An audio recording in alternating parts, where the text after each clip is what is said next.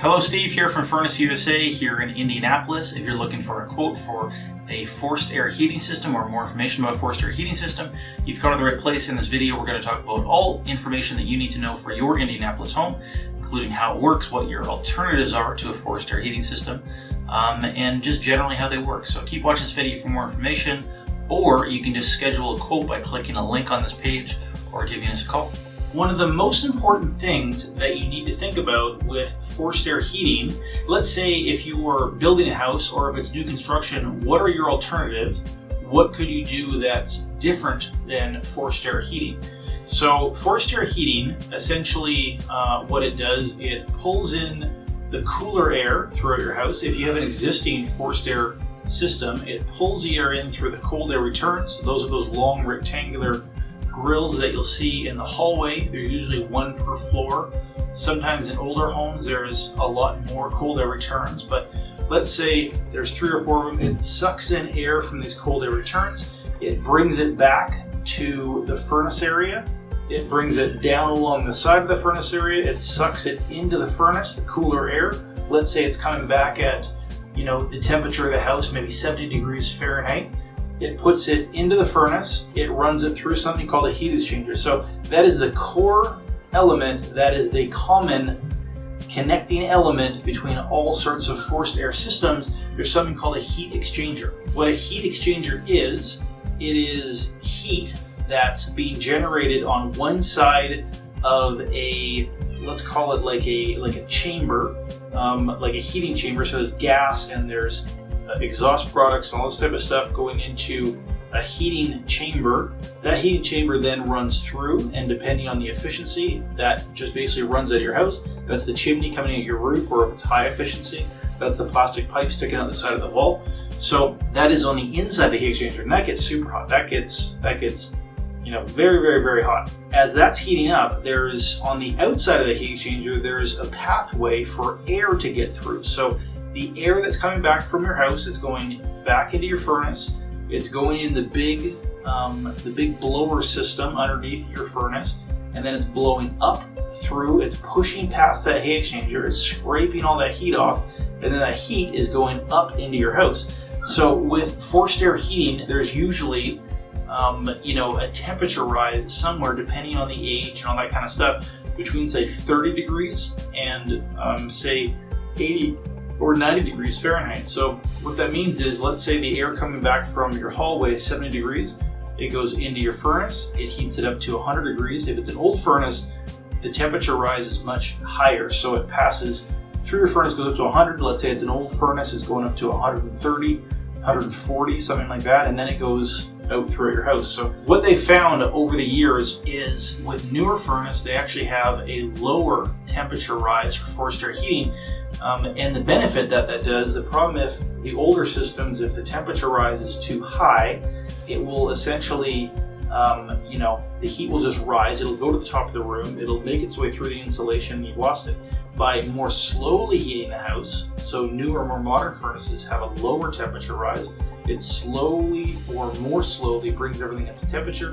There's less of a chance for the heat to dissipate and disappear. It spreads more evenly throughout the house. So that's where in older furnaces, older forced air heating systems, there is a higher temperature rise. On newer forced air heating systems, there's a lower temperature rise. So what are the alternatives that you have to forced air heating? So one of the most common alternatives to forced air heating is something called boilers. So briefly, what boilers are, a similar concept to forced air heating. It's taking the cooler parts of the house, but it's absorbing that cooler temperature in the form of water. So a lot of times it goes through like a baseboard, goes out to a different part of the house, it goes out or underneath the floor, it absorbs the cooler temperatures, it brings that temperature back to the boiler, just like a forced air system.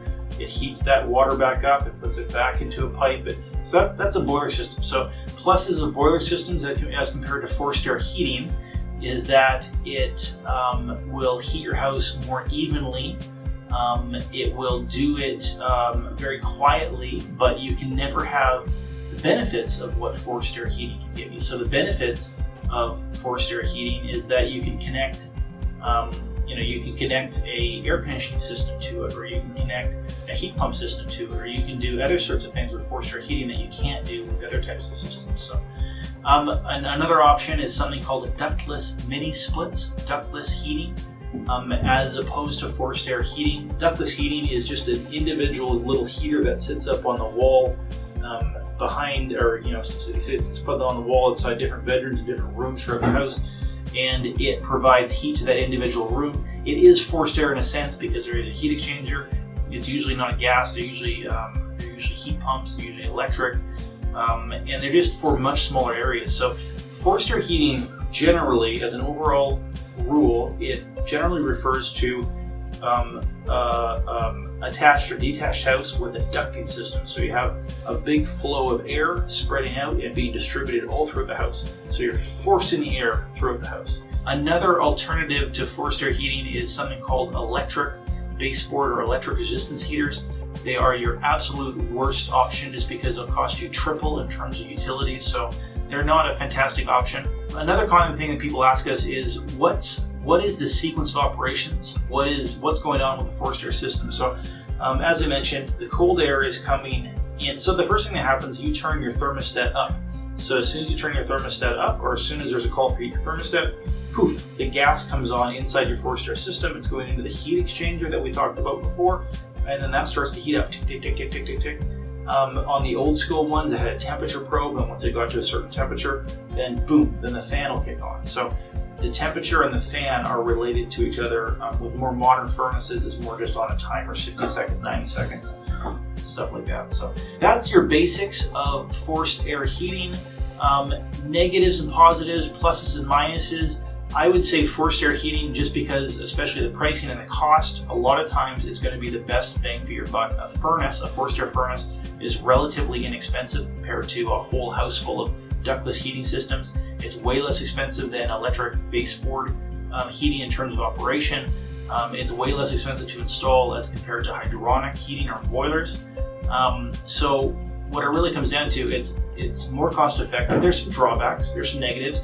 It's dustier, so if you have allergies or you have problems with air quality, it can sometimes make it worse because dust and stuff can get stuck in those ducts, and it's hard to clean. It's not easy to clean those things out. So there's some downsides. They're also a little bit noisier. You can hear them more. So if you're super sound sensitive, you're going to be able to hear it a bit better. But there's pluses and minuses. But overall, I would say for 80 to 90% of the people, a forced air heating system is your best bet. So thank you for watching this video about forced air heating systems in the Indianapolis area. To get a quote with us, just schedule a quote directly by clicking a link on this page, or just give us a call.